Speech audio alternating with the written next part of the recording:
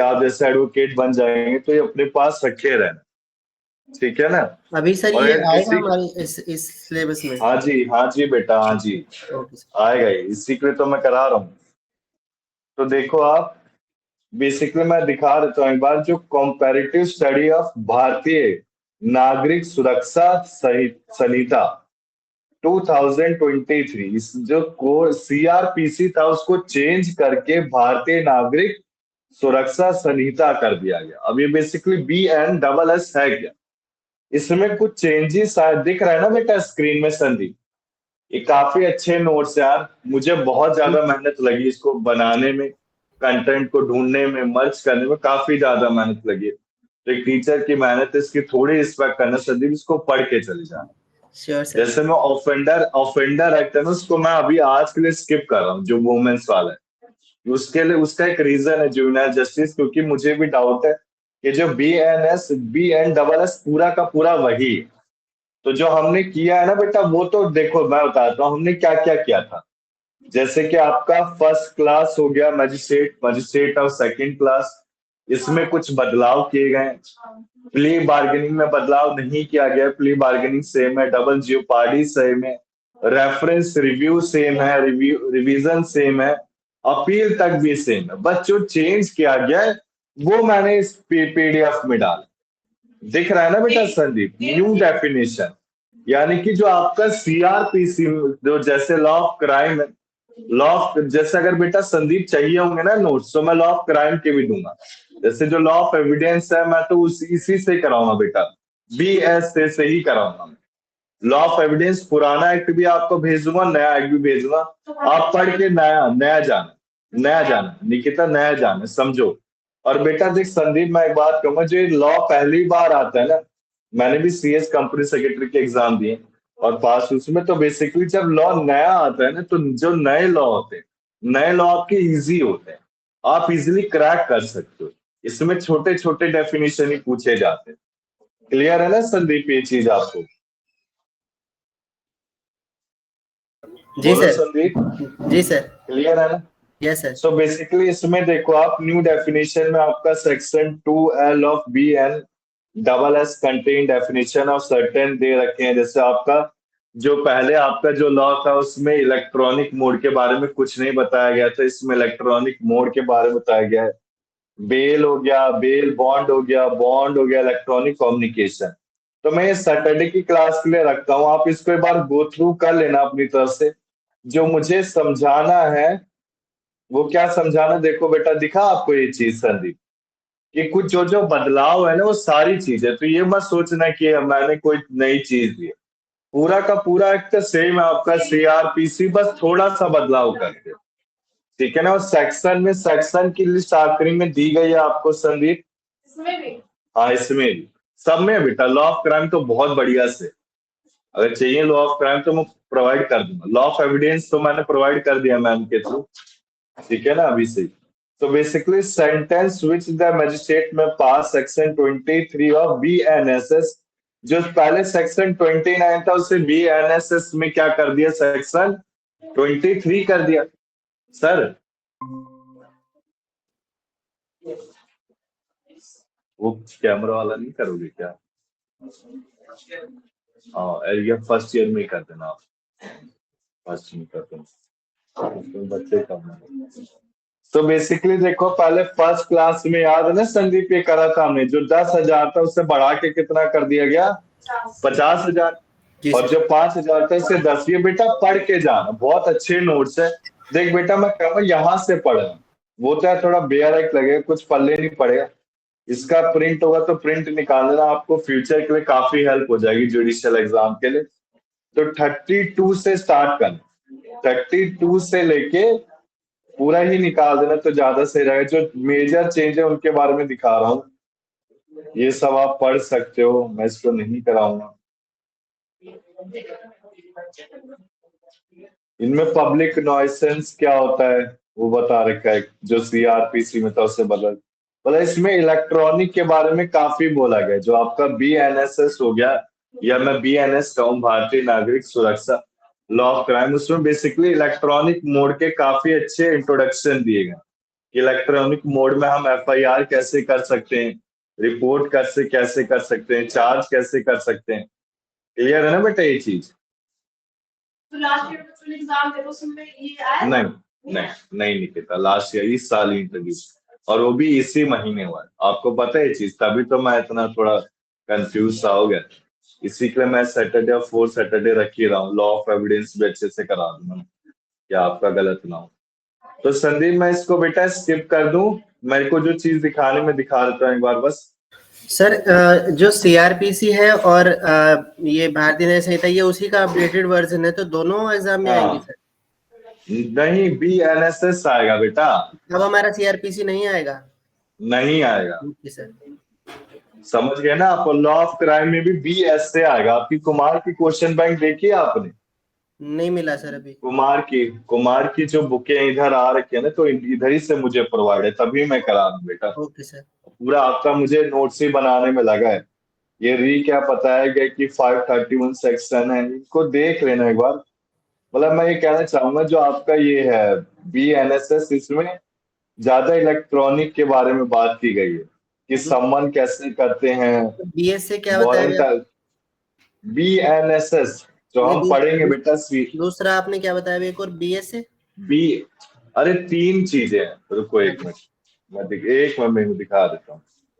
जो आपको बुक मिलेंगी, दिख रहा है बेटा स्क्रीन? जी सर। एक तो आपका ये एप्लीकेबल है, जी। दिख रहा है ना स्क्रीन में? मैं ऐसे समझा देता हूँ संदीप। सुरक्षा अधिनियम। और एक ये अभी मैंने LLB फर्स्ट ईयर का लिखा है, वो BNS है। आज की क्लास स्टार्ट करूंगा ना मैं LLB फर्स्ट ईयर की, लॉ ऑफ क्राइम, तो मैं BNS से स्टार्ट करूंगा। उनका मुस्लिम लॉ कंप्लीट है, तो BNSS आपका एप्लीकेबल, और ये साफ साफ बोला गया आपकी क्वेश्चन सीरीज में फॉर LLB एग्जामिनेशन। इसी के लिए यहाँ से बुक एक बार आओ और लेके जाओ संदीप, ये पॉसिबल एक दिन निकाल के है। जी सर। मिलेगी मुझे मिले ना, अब टीचर को पहले देंगे ना। इसी के लिए मैं करा रहा हूँ, ठीक है? समझ गए ना बेटा? और ये लॉ ऑफ एविडेंस, ये तो ये करना पड़ेगा आपको, पिछला नहीं करना, इसी के लिए मैंने क्लास रखी है। अरे मिल जाएगी बेटा, तो मैं पढ़ा तो रहा हूँ निकिता, मैं नहीं पढ़ा रहा बेटा, क्वेश्चन पेपर दे ही रहा हूँ, हर चीज की हेल्प मिल जाएगी, टेंशन मत लो, आज मैं बोल देता हूँ। अब इसके बाद देखो संदीप, एक लास्ट में मुझे जो चीज अच्छी लगी थी, ये अभिषेक आ क्यों नहीं रहा बेटा कई क्लासों से? हाँ कब का? 26 को ही खत्म हो गया, पता है। बच्चे भी आजकल मुद्दा करते हैं, क्लास से एक दिन तो लो यार। दिख रहा है संदीप, ये चीज मेरे को काफी अच्छी लगी जी सर। कि जो ऑफेंस थे BNS, ये BNS बेटा वो है, क्या कहते हैं उसे, आपका लॉ ऑफ क्राइम। तो लॉ ऑफ क्राइम के बारे में बता रखा है कि लॉ ऑफ क्राइम में देखो, इंडियन पैनल कोड में जो 375 था, वो BNS में 63 कर दिया गया। इनकी डेफिनेशन को बढ़ाया गया, डेफिनेशन इनकी पनिशमेंट में थोड़ा एडवांस किया गया। अब जो अप्लाई किया जाएगा वो women children and the new criminal law. So basically इसमें आपका, एक मिनट, डेफिनेशन में कुछ चेंजेस किए गए हैं। ये मैं सैटरडे की क्लास में कराऊंगा इसे, सैटरडे की क्लास में करा दूं इसे पूरा बेटा मैं। बताओ संदीप, जी सर। सब बच्चे भी होंगे आज, पता नहीं बच्चे भी नहीं आए। ये देख लो आप कि offences against the women and the child, मतलब जिसको नया पढ़ना है ना, तो नई चीजें यहाँ से कवर अप कर सकते हैं। कोई सेक्सुअल ऑफेंस है, क्रिमिनल फोर्स असॉल्ट है, ऑफेंस रिलेटेड टू मैरिज है, किस किस में आता है। ये रेप की डेफिनेशन पहले जो 15 साल थी, अब 18 साल कर दी गई, तो आपके लिए काफी हेल्पफुल रह गई।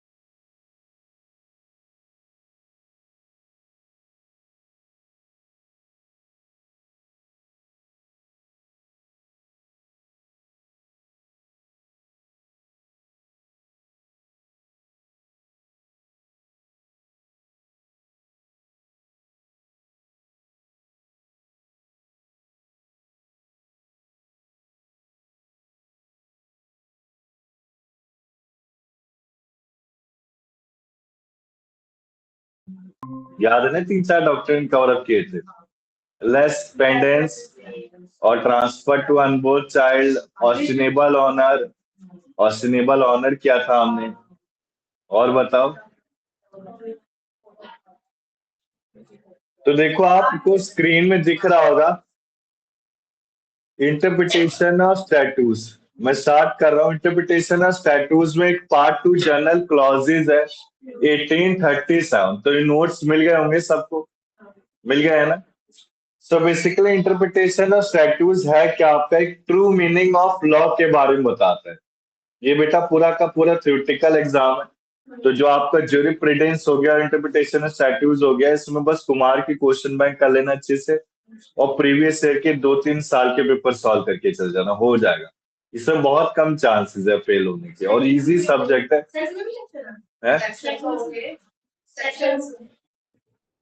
इतने नहीं है। कॉन्स्टिट्यूशनल लॉ में क्या थे, आर्टिकल थे ना, तो इसमें भी आर्टिकल। अब देखो इंटरप्रिटेशन का मतलब क्या आपका सुनाई दे रहा है ना अभिषेक संदीप, स्टार्ट कर दूं मैं? सर स्टार्ट करो सर। हाँ जी सर। ठीक है बेटा। सो बेसिकली इंटरप्रिटेशन क्या आपका ट्रू मीनिंग ऑफ लॉ के बारे में बताता है। स्टैट्यूज का मतलब क्या है, written will of legislature. So basically हमने 3 बॉडीज के बारे में कवर अप किया था। In our constitution there are 3 bodies. First of all हमने प्रीमेबल के बारे में पढ़ा था, प्रीमेबल जो गाइडिंग रूल्स देते थे कॉन्स्टिट्यूशन में। फिर हमने 3 बॉडीज कवर अप किया था। 3 बॉडीज में क्या था आपका, एग्जीक्यूटिव, जुडिशियरी और लेजिस्लेचर। एग्जीक्यूटिव जो एग्जीक्यूट करता था, जुडिशियरी आपका जैसे कि कोर्ट हो गए, और लेजिस्लेचर यानी कि पार्लियामेंट। सबसे पहले जो लॉ बनता है आपका पार्लियामेंट में बनता है। पार्लियामेंट में बनने के बाद एक कोर्ट के पास जाता है, तो कोर्ट इसको अप्लाई करता है, फिर गवर्नमेंट इसको पब्लिक के पास पहुंचाती है। वो एग्जीक्यूटिव डिपार्टमेंट होता है। तो स्टैट्यूट्स क्या आपका एक रिटर्न विल है लेजिस्लेचर का, express according to the form necessary to the state, जो आपको स्टेट के फॉर्म में हम प्रोवाइड कर सकते हैं। सो बेसिकली जो लेजिस्लेचर का इंटेंशन है वो 2 एस्पेक्ट में। सबसे पहले इसकी मीनिंग और दूसरा इसका पर्पस। अब मेरे पास कोई लॉ आता है, अब जैसे मेरे पास अभी 3 लॉ है, क्रिमिनल लॉ की बात की जाए, देख बेटा अगर किसी को फुल फ्लेज पूरे नोट चाहिए तो मुझसे ले सकता है। उन 3 लॉ में 3 क्रिमिनल लॉ को इंट्रोड्यूस किया गया था 2023। अब 2023 में जो 3 आए थे, एक तो सीआरपीसी को बदल के बीएनएसएस कर दिया, law of crime Indian penal code को बदल के बीएनएस कर दिया, और लॉ ऑफ एविडेंस को हटा के बीएसए कर दिया। सो बेसिकली ये जो लेजिस्लेचर में लॉ आए थे, इनका पर्पस क्या था, पहले तो मुझे इनका मीनिंग फाइंड आउट करना था, और इनका पर्पस क्या है, पब्लिक है। क्लियर? तो इंटरप्रिटेशन ऑफ स्टैट्यूट्स हमें यही समझाता है, सबसे पहले मीनिंग क्या है और इसका पर्पस क्या है।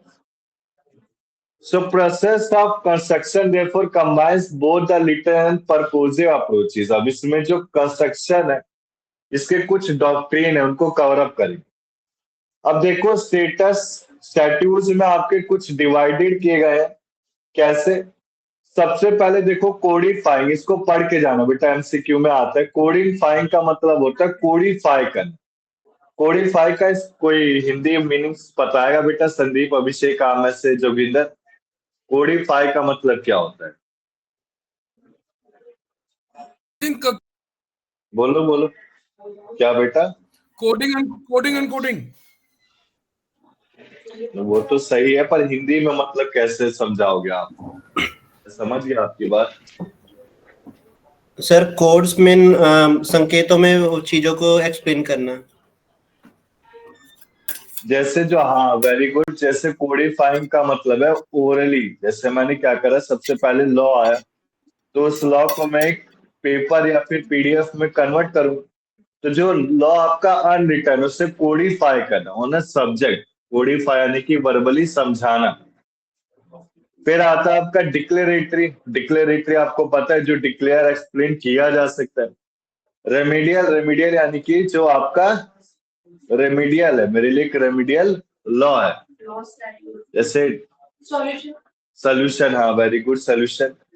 अमेंडिंग, ये स्टैट्यूट्स में सारे वर्ड्स आते हैं। अभी अमेंडिंग का मतलब बदलाव करना, चेंजेस, अल्टरेशन। कंसोलिडेटिंग का मतलब क्या होता है आपका? मर्ज करना। अनेबलिंग यानी कि रिमूव और रिस्ट्रिक्शन। डिसेबलिंग यानी कि restrain the alienation of property, when they restrain the alienation of the property, जब वो प्रॉपर्टी के एलिनेशन को रिस्ट्रेन करे, रोक रहे। पैनल आपको पता है, panel code, pan Indian panel code, जैसे हमने जो 8 वर्ड को पढ़ा है, ये डिफरेंट डिफरेंट लॉ को दिखाता है। क्लियर है ना ये चीज? सो लास्ट का जो पैनल वो आईपीसी से डील करता है, लॉ ऑफ क्राइम, यानी कि जब पेनल्टी या फिर कोई फोर फीचर जब्त कर लिया जाता है। Need and object of the interpretation, ये बेसिकली फॉलोइंग को ऑब्जर्व किया गया सैफोर्ड कोर्ट स्टेट लिमिटेड वर्सेस असर में, कि जो इंटरप्रिटेशन है कोई ह्यूमन पावर नहीं, ह्यूमन पावर से कंट्रोल नहीं किया जा सकता है। बेसिकली इम्पॉसिबल है कि इसको फ्री, मतलब ये फ्री रहता है, इसको हम रोक नहीं सकते, ना कि ह्यूमन पावर के कंट्रोल में आ सकता है इंटरप्रिटेशन। जज इस पे इंटरप्रिटेशन में वर्क करता है, एक डिसीजन बताता है जिसे हम डिग्री या जजमेंट कहते हैं। एक force to give the force and life to the intention of legislature को एक फोर्स एंड लाइफ देता है। अब जज अपने आप को एक क्वेश्चन पूछ सकता है ऑफ मेकर, मतलब ये एक तरह से क्या इसको एंड किया जा सकता है। कहने का मतलब है इंटरप्रिटेशन आपका एक processing guiding rules and regulation, जैसे हमने अपनी सीआरपीसी जो बीएनएस डबल एसएस में भी ट्रायल है, जो चेंजेस है वो मैं कराऊंगा, पूरा का पूरा आपको प्रीवियस पढ़ के जाना, मतलब आपके लिए डबल मेहनत होगी बेटा। मैं अभी तक कुछ नहीं कर सकता, मैं इतना हिंट दे सकता हूँ, इजी पेपर आएगा क्योंकि नया लॉ, तो इजीली क्रैक कर लोगे। कब आया, कब एनेक्टेड किया गया, वो चार्ट रखा हुआ दिखा दूंगा। हाँ, सेक्शन पढ़ लो बस, बस उससे ज्यादा। जो अभी रिसेंट में लॉ है उसको हमें ज्यादा बनाना हाँ, पड़ेगा, प्रीवियस हाँ लेके चला, पढ़ लेना बस, छोड़ना मत बेटा। सो इंटरप्रिटेशन में आपका गाइडिंग रूल्स एंड रेगुलेशन, ऐसे सीआरपीसी हमने ट्रायल पढ़ा था। ट्रायल क्या था? प्रोसीजर था, जब तक एक अक्यूज पर्सन को ला के उसको पनिश नहीं किया जाता था। तो सेम आपका क्या था? आपका इंटरप्रिटेशन में आपकी जजमेंट बताई गई थी कि हम जैसे किसी केस के एग्जीक्यूशन करते, केस को हम प्रोसीड करते, तो उसके प्रोसीडिंग से लेके फाइनल रिजल्ट तक क्या रहेगा। तो जज में इंटरप्रिटेशन, नीड फॉर इंटरप्रिटेशन का बेसिकली ये कि जज का पर्पस क्या होता है, जितनी जल्दी हो सके केस को एंड कर दे। A judge must not alter the material which he woven यानी कि जो उसने एक तरह से कर दिया या फिर बोल दिया, उसको बदला नहीं जा सकता। But he can should iron out the crisis, उसको वो आयरन आउट क्रीसिस कर सकता है। जैसे हमने डॉक्ट्रिन ऑफ रेस सब जुडाइस में क्या था, डॉक्ट्रिन ऑफ रेस जुडी काटा, कि कुछ केसेस होते हैं, या फिर हम रिव्यू कह सकते हैं, रिव्यू में ले आता हूँ इसमें सीआरपीसी और सिविल प्रोसीजर कोड में, मुझे कुछ केसेस को रिव्यू करना है, तो मैं रिव्यू कैसे कर सकता हूँ? इसके द्वारा कर सकता हूँ, इंटरप्रिटेशन के द्वारा। ये इंटरप्रिटेशन है, हमें गाइडिंग रूल्स दे रखे। अब इसका ऑब्जेक्ट क्या है? ऑब्जेक्ट भी बेटा सेम है, इसको हम जल्दी से कवर अप करते हैं। सो ऑब्जेक्ट बेसिकली क्या है आपका, कि कोर्ट का सबसे बड़ा फंक्शन होता है कि पार्टीज जो बोल रही है, क्या उसने यूज किया है, क्या उसकी मीनिंग होगी, क्या उस इंस्ट्रूमेंट में लिखा हुआ है, इस बारे में सारा कोर्ट की फंक्शनिंग होती है।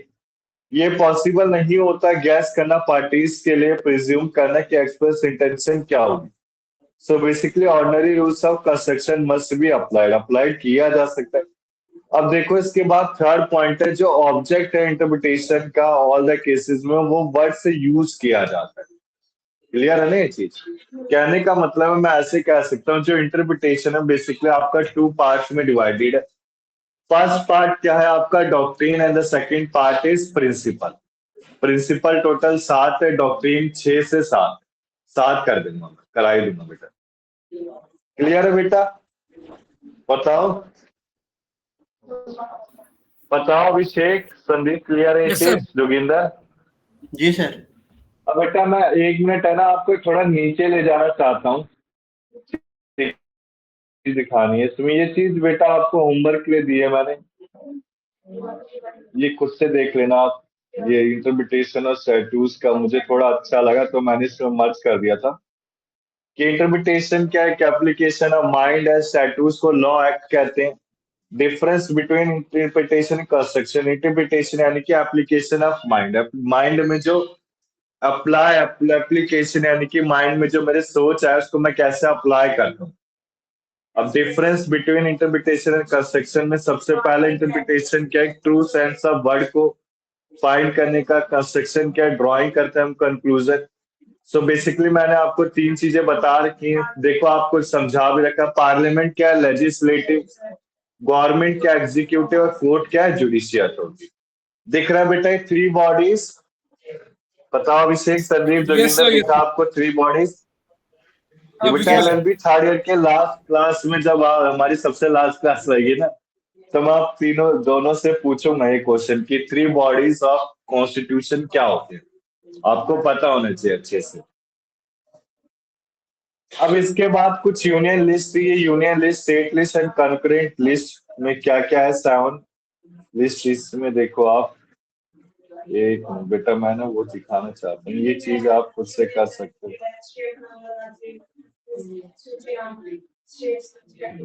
हाँ ये देखो आप, अब ये कुछ रूल्स आते हैं, ये रूल्स क्या है, प्रिंसिपल।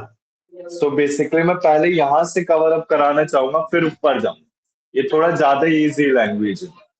सबसे पहले rules and principle of interpretation में primary rules and secondary rules.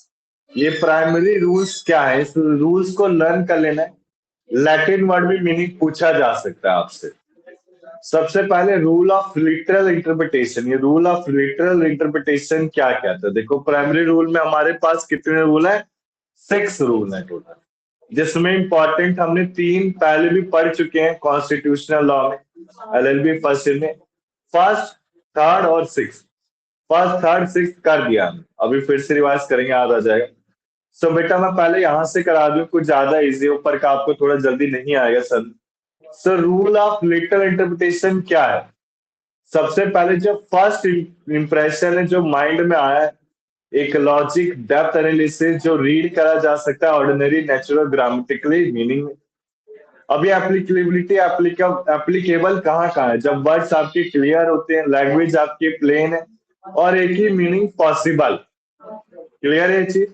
तो लिटरल इंटरप्रिटेशन का कहने का मतलब मैं जैसा अगर समझू ये क्या होता है, अब जैसे मैं आपको एक एग्जांपल देना चाहूंगा, जैसे हम मैथ्स में बेटा अभिषेक, संदीप, मैथ्स में साइन थीटा कॉस थीटा जो ट्रिग्नोमेट्री पढ़ते थे, इंटीग्रेशन जिसने 12th में मैथ्स ली होगी, तो मैथ्स से हमारा क्या होता था, सोल्यूशन आता था।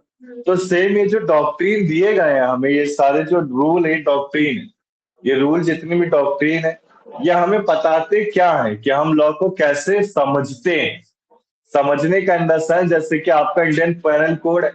अब सिंपल मैं अगर रेप की डेफिनेशन दूं, अभी मैंने सब दिखाया था, निकिता आप नहीं आए थे शिवानी, तो रेप की डेफिनेशन में हमारा जो आईपीसी था उसमें 15 ईयर से कम का था, बट अब कितना हो गया, 18 ईयर से कम का हो गया।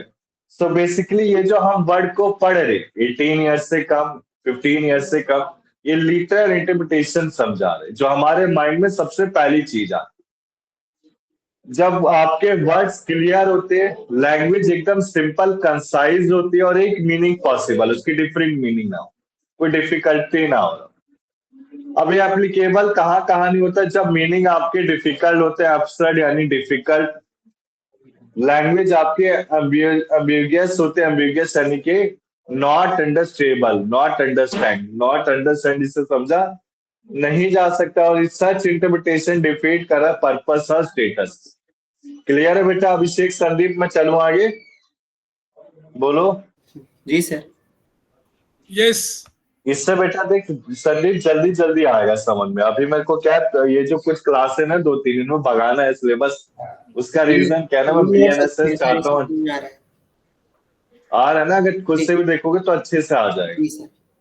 ये ज्यादा बड़ा है नहीं, इंटरप्रिटेशन और स्टैट्यूट 2 क्लास में खत्म करा दूंगा मैं, next Sunday finish last class है इसकी। मैं नेक्स्ट सैटरडे जो रहेगी वो बीएनएसएस पे रहेगी, संडे हमारी खत्म है, फिर मैं उसके बाद जो थर्ड संडे पड़ेगा तब हम क्या स्टार्ट कर देंगे बेटा, लॉ ऑफ एविडेंस स्टार्ट कर देंगे, बीएसए, ठीक है ना। Sir love So sir rule एक of थोड़ा हाँ क्वेरी है सर। बोलो अभिषेक। आप जो ये कह रहे हैं बीएनएसएस, जो आप कह रहे हो बीएनएसएस, इसके अलग नोट्स आएंगे BSA अब? अबे मैंने दिया है बेटा अभिषेक ये चीज दे दिया बेटा, नीतू मैम के थ्रू पहुंच गया होगा आपके पास। अच्छा देखो ठीक है, ओके। आपके पास आए होंगे नोट, भेजे हैं बेटा मैंने, नोट सब भेजता हूँ मैं, उसको देखो ध्यान से, उसमें काफी सारी चीजें अच्छी हैं, मैं आपका टाइम क्यों वेस्ट करूंगा। सो देखो डॉक्ट्रिन ऑफ रीजनेबल इंटरप्रिटेशन, ये डॉक्ट्रिन ऑफ रीजनेबल इंटरप्रिटेशन में देखो आप, ये basically understand the intention of law maker के लिए बनाया गया। रीजनेबल इंटरप्रिटेशन कहने का मतलब क्या है कि जो लॉ मेकर है यानी कि पार्लियामेंट है, पार्लियामेंट की इंटेंशन के लिए बनाया गया। जो इंटरप्रिटेशन है आपका रिजल्ट और sensible meaning to find out whether the activities ultra vires memorandum of association. अभी मेमोरेंडम ऑफ एसोसिएशन बेटा कंपनी लॉ से रिलेटेड टर्म है। जैसे हम कोई कंपनी को रजिस्टर करते हैं तो रजिस्टर करने में एमओए और एओ को फिल किया जाता है। एमओए मेमोरेंडम ऑफ एसोसिएशन है, एओ आर्टिकल ऑफ एसोसिएशन है। मेमोरेंडम ऑफ एसोसिएशन आपका ऑब्जेक्ट क्लॉज बताता है। अभी आपका एप्लीकेबल कहाँ कहाँ है देखो आप, अगर ये नहीं आ रहा ना तो ऊपर और अच्छी लैंग्वेज से दिया है, पहले इसको कवर अप कर लेते। एप्लीकेबल कहाँ है, जब लिटरल इंटरप्रिटेशन मीनिंग आपका डिफिकल्ट होती है, नहीं समझा जाता। इसके बाद लिटरल इंटरप्रिटेशन आपका पॉसिबल नहीं है। कहाँ कहाँ एप्लीकेबल नहीं होता, जब मीनिंग आपकी डिफिकल्ट है, मीनिंग आपकी काफी कॉम्प्लेक्स एनोमलियस यानी कॉम्प्लेक्स इनकंसिस्टेंट इनजस्टिस है, और इंटेंशन ऑफ लॉ आपका पता नहीं है। क्लियर। इसके बाद देखो ये आईसीए वर्सेस पीडब्ल्यूसी का एक केस है। काउंसिल ऑफ आईसीए ने कंप्लेन किया था professional misconduct to disciplinary committee, तो रूल ने प्रोवाइड किया था कि जो reports respondent as guilty, council of ICA ने डायरेक्ट इंक्वायरी की जिससे रिटन इंटरप्रिटेशन को अडॉप्ट किया गया। It means council has no power to direct further inquiry in the case district court, यानी कि काउंसिल की कोई पावर नहीं। लिटरल इंटरप्रिटेशन कहने का मतलब है कि मेरा अगर कोई केस चला गया लॉ के पास, जुडिशियल बॉडीज के पास, तो मेरे first party and second party की कोई पावर नहीं होती कि उसको अमेंड कर सकते। अब सारी की सारी पार्टी जुडिशियल बॉडी यानी कि आपका डिस्ट्रिक्ट कोर्ट के पास होगी। सो बेसिकली इस केस में यही बताया गया है। क्लियर है बेटा। अब देखो हार्मोनियस इंटरप्रिटेशन हमने पहले भी कर रखा है। हार्मोनियस इंटरप्रिटेशन क्या होता है, one overrides the other former prevails. ये प्रेवेल्स कहने का मतलब है व्हेन टू और more provision contradict interpreted so as to give the effect to both of them. कहने का मतलब है जैसे अगर ट्रांसपोर्ट ऑफ व्हीकल की बात करें, व्हीकल एक्ट्स की बात करें, इसमें मैं लेना चाहूंगा, हमने कॉन्स्टिट्यूशन लॉ फर्स्ट में भी पढ़ा था। व्हीकल वन जैसे हमने कोई लॉ प्रोवाइड किया, अब उस लॉ में क्या हुआ, कोई आपका चालान के लिए आया, तो चालान का कहने का मतलब है जैसे जो पिछला चालान था, पिछला जो ट्रैफिक रूल था वो 5, पिछला कितना था हेलमेट का, 100 था, तो 100 को ओवरराइड किसने किया, 1000। तो जो ओवरराइड कर रहा है यानी कि उसके ऊपर आ रहा है, पहले 100 था अब कितना हो गया 1000। तो ये कौन सा कर रहा है, आपका डॉक्ट्रिन ऑफ हार्मोनियस कंस्ट्रक्शन कर रहा है। क्लियर है। देखो बेटा आप है जैसे आप बैठते हो घर पे पढ़ाई, अब देखो आप स्टार्ट कर दो, अब मार्च आ गया, आप तो कर देना सर जी मेरे हिसाब से स्टार्ट। तो आप क्या करेंगे, हम जैसे आपका जो पुरानी बुक है इसको करते रहो, अब जैसे हमने आज की क्लास में जो किया उसके छोटे छोटे नोट्स बनाओ, सारे डॉक्ट्रिन को लिखो और उसके छोटे छोटे मीनिंग को लिखो कि ओवर राइट्स हो गया, इसका इजी मेकर हो गया, इसका इंटेंशन हो गया, इससे आपको सहूलियत रहेगी। समझ रहे हो ना। जैसे रेफरेंस, रिव्यू, रिवीजन, अपील, ये सारी चीजें हमें पता होनी चाहिए। अगर एक सब्जेक्ट तो अदर प्रिवेल करेगा, इफ इसकी इनकंसिस्टेंसी प्रोविजन को अवॉइड करना इम्पॉसिबल है। अगर कॉन्ट्राडिक्शन हो रहा है एक सेक्शन में, contradiction 2 section of same act में हो रहा है, contradiction 2 section of different act में, यानी कि मैं यही कहना चाहूंगा हार्मोनियस इंटरप्रिटेशन क्या होता है आपका, बेसिकली वही होता है जैसे हमारा ट्रैफिक का रूल विदाउट हेलमेट जो 100 रुपीज था 1000 कर दिया, तो 1000 रूल्स को ब्रेक ना करके बस उसके चार्ज को इंक्रीज कर दिया। तो ये बेसिकली इंटरप्रिटेशन ऑफ स्टैट्यूट्स के किस डॉक्ट्रिन के तहत हो रहा है? Doctrine of Arrhenius construction. Clear है बेटा? इसके बाद देखो rule of beneficial interpretation. So beneficial इसको हेडन रूल कहते हैं। वेरी इंपॉर्टेंट, पढ़ के जाना। हेडन रूल कहा जाता है, अभी ऊपर आएगा ये चीज। हेडन ऑफ मिस्चीफ रूल कहते हैं, परपेसिव इंटरप्रिटेशन भी कहा जाता है इसे। सो बेसिकली एप्लीकेबल कब होता है? जब आपका लिटरल इंटरप्रिटेशन फेल है और words are capable of more than one meaning, यानी कि वर्ड्स क्या है, एक मीनिंग से ज्यादा है। जैसे बेनिफिशियल इंटरप्रिटेशन की बात करूं, जैसे कि एक एक मतलब कि आईपीसी में मैंने उसका मतलब पढ़ा था वेक्टर, और इसमें एक का मतलब है कि अपनी बात को उसकी एक जो वोकैबुलरी होती है, एक ही वर्ड के काफी मतलब होते हैं। हाँ, जैसे मैं आपको एग्जांपल कहना चाहूंगा, जैसे व्हीकल, और व्हीकल में जो चालान का रेट इंक्रीज है वो तो हार्नेस कंस्ट्रक्शन से हुआ। अब व्हीकल सारे केसों में एग्जांपल हूँ। अब व्हीकल में क्या, मोटर व्हीकल में कार, स्कूटी, बाइक, ये सारी चीजें आती है। बट व्हीकल में क्या मैं वाटर बॉडीज को ऐड कर सकता हूँ? नहीं कर सकते। So basically word which is capable of meaning more than one, जो वन से ज्यादा, ये किस में आ रहा है आपका? Beneficial interpretation. क्लियर है बेटा? बताओ अभिषेक, संदीप, ये चीज जी बोलो सर। बेटा, क्लियर है ना? देखो मैं थोड़ा स्पीड में करा रहा है, मेरी भी मजबूरी समझो, क्योंकि अब समय फिर कम रह जाए ना, थोड़ा रिवीजन के लिए भी टाइम रखूंगा मैं। और वैसे भी इजी है आपके लिए, आप इजीली कर सकते हो, कोई कठिन चीज नहीं है। इसके बाद देखो आप, फिर आता है आपका इंटेंशन ऑफ बेनिफिशियल कंस्ट्रक्शन। ये सप्रेशन ऑफ विचीफ और एडवांस द रेमेडी पे है। जैसे आपका ये एप्लीकेबल कहाँ नहीं होगा? ये बेनिफिशियल इंटरप्रिटेशन ये रहा कि इनकम टैक्स एक्ट में ये एप्लीकेबल 6 सब। इसके बाद देखो रूल ऑफ एक्सेप्शनल इंटरप्रिटेशन, एक कॉमन सेंस रूल है। इसमें एंड और यूड का एंड और वर्ड यूज किया जाता है।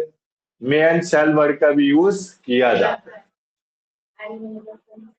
ये भी बेटा मैंने कॉन्स्टिट्यूशनल लॉ में कराया, याद करो। डॉक्ट्रिन ऑफ एस्टम जेनेरिस, ऐसे याद नहीं क्या था? बताओ, याद है अभिषेक, संदीपी वाला डॉक्ट्रिन? था मैंने कराया बेटा, मुझे याद है।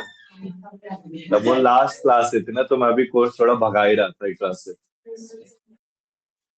बताओ अभिषेक, संदीप। जी सर। इसका हमने किया था, कुछ याद है कि नहीं याद है बेटा?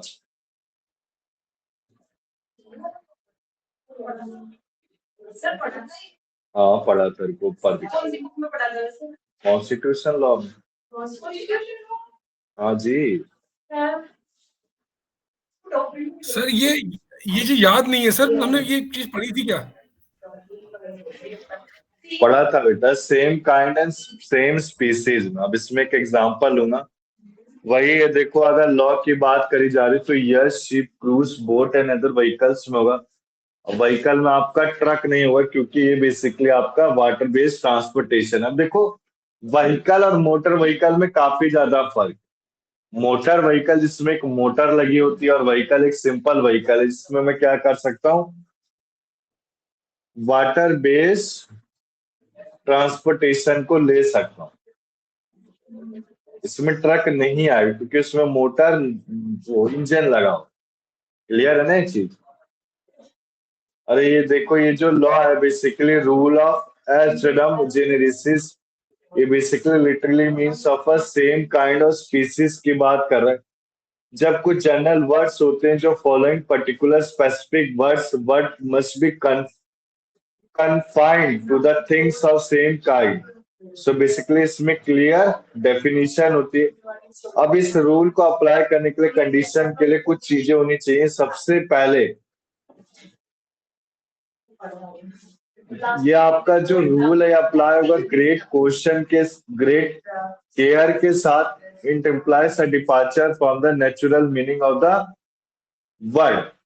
देखो ना, इसमें समझो बेटा, जैसे आपका व्हीकल है, सो मोटर व्हीकल और व्हीकल में क्या फर्क है? व्हीकल, देखो व्हीकल जो मैं कह रहा हूँ मोटर व्हीकल ही है। मोटर व्हीकल जैसे कि आपका वाटर बॉडीज है, उसमें सब में मोटर लगी होती है और ट्रक में इंजन लगा होता है।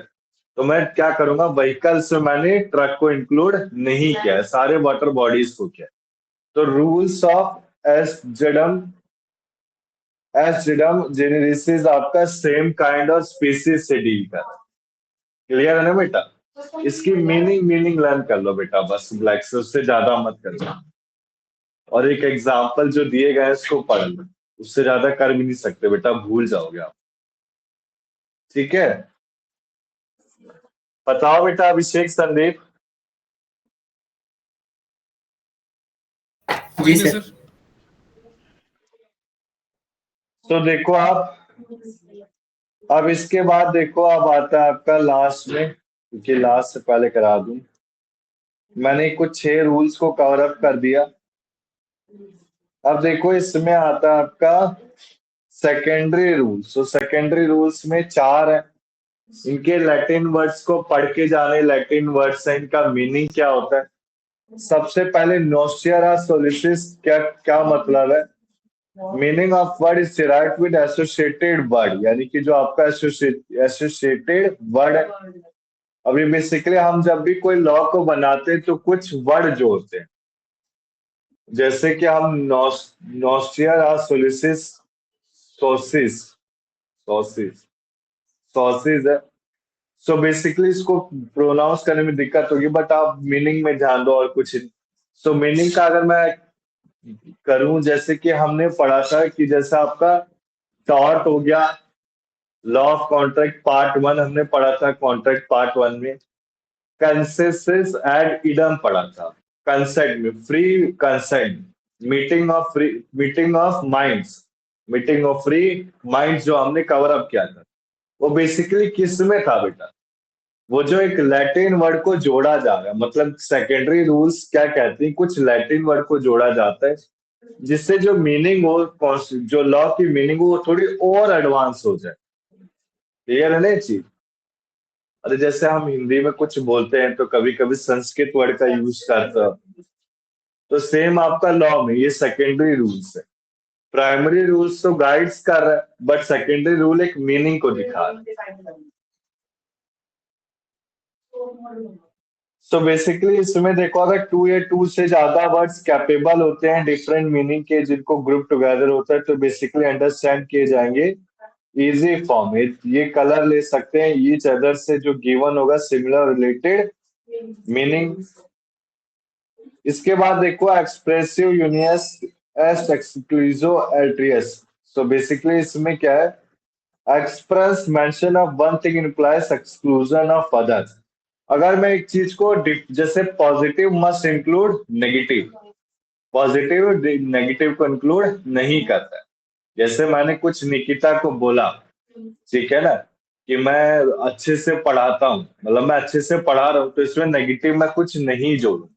सो ये बेसिकली एक्सप्रेसिव यूनियस एस्ट ईएसटी एक्सक्लूसिव एल्ट्रियस कहता है। अब ये क्लियर क्या, नॉन एप्लीकेबल क्या होता है? जब आपका कोई मीनिंग क्लियर है, where the exclusion is accidental. Exclusion आपका गलती से जो हमने एक्सक्लूड किया गया। अभी बेटा ऊपर इसको और अच्छे से कवर अप कर लेंगे, कोई नहीं। अब देखो क्वांटम प्रीनिया एक्सप्लिसिटो, ये बेसिकली एक इंटरप्रिटेशन स्टैट्यूज है, एक अदर डॉक्यूमेंट बाय रेफरेंस। जब लैंग्वेज आपकी डिफिकल्ट हो जाती है तो कोड क्या करता है, एक लॉन्ग पीरियड ऑफ टाइम के लिए उसको इजी करने की कोशिश करता है। जैसे मैं एग्जांपल दूं बेटा आपका,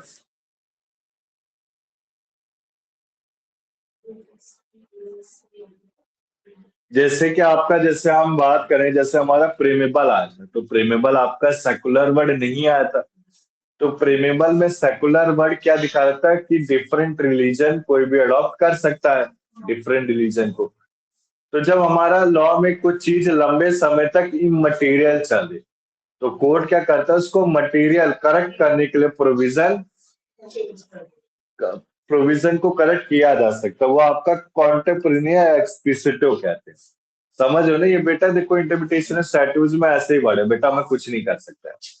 जुरिप्रिटेशन में तो आप कहोगे कि क्लास बंद ही कर दूं तो बढ़िया रहेगा, और क्या। सच बता रहा, सब लीगल थ्योरी सबसे बकवास और वाहियात वो लगता है मुझे, वो पूरा का पूरा रट्टाफिकेशन। हाँ, उसमें मैं ऑथर के नाम पे हेल्प कर दूंगा, पीडीएफ प्रोवाइड करके वो पढ़ लें, मतलब फेल नहीं होने दूंगा उसमें मैं, बता रहा हूँ। सो बेसिकली जो सर इसमें सर्कुलेशन क्वेश्चन किस टाइप के आएंगे? बेटा लैटिन वर्ड्स के आएंगे, पेपर दिखा दूंगा मैं अभी क्लास के आने में 5 मिनट पहले।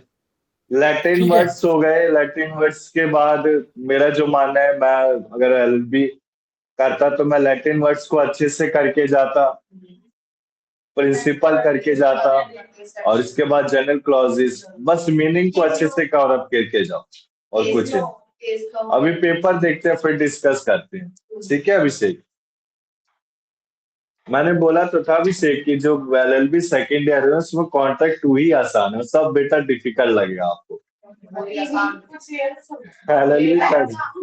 एलएलबी थर्ड ईयर में तो बेटा रट्टाफिकेशन है बस निकिता, और कुछ नहीं है। रटो और उगलो, रटो और उगलो। तो भाई अब क्या करे बेटा, पढ़ना तो पड़ेगा, छोड़ नहीं सकते ना, पास तो करने ही हमें एग्जाम, तो हमें कुछ पता भी तो नहीं चाहिए ना कि इसमें हमने क्या क्या पढ़ा। सो बेसिकली इसमें सर्कुलर क्लैरिफिकेशन प्रेस नोट जो दिए जाते should be use interpretation of statutes. Clear है बेटा, यानी कि देखो आप, जैसे कि हमारा कोई डीसीए ने दे दिया, centre board of direct tax ने दे दिया, ये सीबीडीटी है, central board of direct tax. अब डायरेक्ट टैक्स ने कोई ये दिया, टैक्स रेट के बारे में बताया, या फिर आपका इनकम फ्रॉम पीजीबीपी के बारे में बताया, तो बेसिकली इसमें कुछ नए जो टैक्सेस का इंट्रोडक्शन होता है, वो बेसिकली इंटरप्रिटेशन ऑफ स्टैट्यूज के बारे में बता। अब चेंज करना, हाँ न्यू करना, यही है और कुछ नहीं, पैनल करना, ठीक है ना, अमेंड करना, कोडिफाई करना, ये सारी चीजें। सो इसके बाद देखो ऑप्टिमा लिगम इंटरफेस कॉन्जिट्यूडो, ये बेसिकली कस्टम क्या है, एक best interpretation of law. Custom यानी कि जो पीढ़ी दर वही चलता रहेगा काफी लंबे समय तक, जो हमारे पुराने लॉ में कहा गया वही चलता रहेगा, हम इसको बदल नहीं सकते। अब इसके बाद देखो बेटा कुछ एड्स हैं, इसको मैं पहले करा दूं, ये थोड़ा इजी है ना आपको, वो थोड़ा ऊपर काफी कॉम्प्लेक्स लगेगा इसी के लिए। सो एड्स ऑफ इंटरप्रिटेशन में सबसे पहले इंटरनल एड और external, very very very important है, ये आ सकता है एग्जाम, इसको पूरा अच्छे से कवर अप करके जाना। सबसे पहले देखो अभिषेक, मैं बात करूं जैसे कि आपका प्रीमेबल, अब मैंने एनसीईआरटी की बुक में सबसे पहले प्रीमेबल को देखा, तो जब लॉ बनता है तो उसमें पहले एक टाइटल आता है, फिर प्रीमेबल आया, फिर उसकी हेडिंग, जैसे मैं आपको दिखाऊं बेटा, एक मिनट रुको बेटा, दिखाना ही पड़ेगा।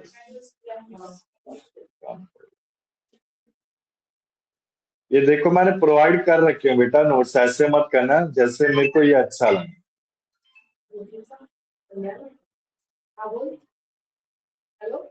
अब जैसे बेटा देखो आपका ये लॉ आया, ठीक है, ये भारतीय न्याय संहिता, ये बेसिकली हाँ वो आई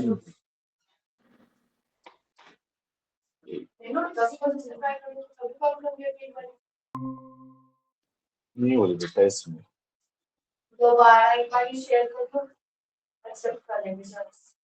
अरे एक्सेप्ट कर लो। सो बेसिकली देखो अभिषेक, ये मैंने पूरा प्रिपेयर किया है काफी अच्छे उससे। जैसे आपका लॉ है, देखेंगे यहाँ संदीप, जब आप ये इंटरप्रिटेशन ऑफ स्टैट्यूट्स क्या है, जैसे कोई लॉ है, जैसे गजटेड ऑफ इंडिया में एस्टेब्लिश किया गया एक बेयर एक्ट है, तो बेयर एक्ट में देखो आप, बेयर एक्ट में सबसे पहले क्या होता है, बेयर एक्ट में टाइटल, टाइटल का कहने का मतलब क्या होता है, टाइटल जैसे कि मेरा टाइटल क्या है, ये है, क्लियर है, टाइटल क्या है, ये है। अब टाइटल के बाद इसकी हेडिंग, हेडिंग ये, हेडिंग के बाद देखो इसकी डेफिनेशन स्टार्ट हो गई, डेफिनेशन हो गई, इसके बाद देखो की हाइलाइट्स बता रखा है, अगर ये चाहिए होगा तो बेटा ले लेना, काफी अच्छे हैं, मेरे को तो अच्छे लगे। ये न्यू वाले हैं सर? हाँ बेटा न्यू वाले, ये जो जुडिशरी के एग्जाम देते हैं ना जज के लिए, वो लोग इसी से प्रिपेयर करते हैं, मैंने वहीं से लिया ये। सो बेसिकली बीएनएस और इंडियन पैनल कोड, ये डेफिनेशन दिख रहा है बेटा, ये डेफिनेशन चाइल्ड में क्या होता है, ट्रांसजेंडर चाइल्ड हो गया, कोर्ट में क्या आता है, डॉक्यूमेंट, जेंडर, जज, ये पूरा लॉ है। क्लियर है ना ये चीज? तो आपके एग्जाम में बेटा अभिषेक संदीप यही आएगा, वो नहीं आएगा सीआरपीसी, मेरे हिसाब से तो नहीं आना चाहिए, क्योंकि आपके कुमार की बुक में यही सारी चीजें दे रखी हैं। क्लियर है बेटा, बोलो।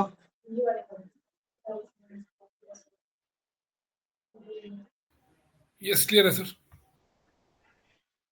चलो आगे। सो देखो आप इंटरप्रिटेशन ऑफ स्टैट्यूट्स में सबसे पहले मैंने क्या पढ़ा, इंटरनल एड, जैसे कि कोई एड्स है, एड्स ऑफ इंटरप्रिटेशन।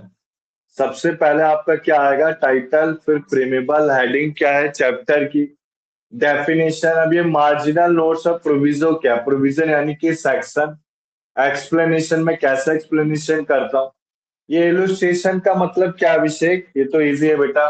जैसे कि कुछ फायदा है, उसको नुकसान भी है। बताओ बेटा। नहीं हो रहा है सर, सही है है मेरे साइड से तो हो रहा है। वो क्लास। मैं तो बता रही हूँ। बताओ बेटा अभिषेक संदीप, इलुस्ट्रेशन का मतलब क्या होता है? Sir illustration means examples. हाँ वेरी गुड, एक्सीलेंट। इलुस्ट्रेशन यानी कि एग्जाम्पल, कहाँ दिमाग है निकिता। सो इलुस्ट्रेशन का मतलब क्या, एग्जाम्पल। जैसे कोई लॉ आता है तो उसमें एग्जाम्पल नहीं देते हम। इसके बाद शेड्यूल, शेड्यूल जैसे कि बेटा शेड्यूल आपका है, उसमें पनिशमेंट के बारे में बता रखे, पूरा टेबल बना दिया। क्लियर है ना? तो ये सारा किस में आता है, बेयर एक्ट में। अब इसके बाद कुछ एक्सटर्नल एड्स हैं जो मैं बाहर से करता हूँ। बाहर से कैसे, मैंने कोई रेफरेंस ले लिया, कोई मैंने प्रीवियस लॉ को उठा के दे दिया, कोई केस स्टडी डाल दी मैंने, कोई डिक्शनरी का वर्ड डाल दिया, जुडिशियल डिसीजन यानी केस स्टडी डाल दिया कि टेक्नोलॉजी में कोई चेंज हो। सो टाइटल देखो दो तरह के हैं, जैसे टाइटल शॉर्ट टाइटल, एक आईपीसी हो गया, लॉन्ग टाइटल आपका इंडियन पैनल कोड हो गया। ठीक, आईपीसी और ये सेम ही तो वापस। हाँ तो वही तो मैं बोल रहा हूँ बेटा। शॉर्ट मतलब शॉर्ट, जैसे CPC, civil procedure code, CPC क्या है, शॉर्ट टाइटल है, और सिविल प्रोसीजर क्या है, लॉन्ग टाइटल है। क्लियर? Abbreviation sir, abbreviations. हाँ abbreviation, very good. Full form, full form abbreviation, very good, अच्छा बताया अभिषेक ने। सो बेसिकली देखो मैं इसी के लिए अभिषेक करा रहा हूँ। देखो बेटा मैं खुद सॉरी बोल रहा हूँ, मैं आपको लॉ से ही थोड़ा इजी से करा रहा हूँ, क्योंकि जो पहली बार स्टडी करते हैं थोड़ा थोड़ा इजी पढ़ना चाहिए, तो कुछ दिमाग में घुसता भी नहीं था। मैं सीधा बेयर एक्ट बोलूं तो उससे कोई फायदा नहीं, आपको समझ नहीं आएगा जल्दी। सो प्रीमेबल में देखो आप, प्रीमेबल क्या है, प्रीमेबल आपको पता है, बताएंगे बेटा संदीप आप एक बार। प्रीमेबल, प्रीमेबल क्या था, क्या क्या पढ़ा था प्रीमेबल में आपने? सर उसका ऑब्जेक्टिव और सारांश बताना लॉ का।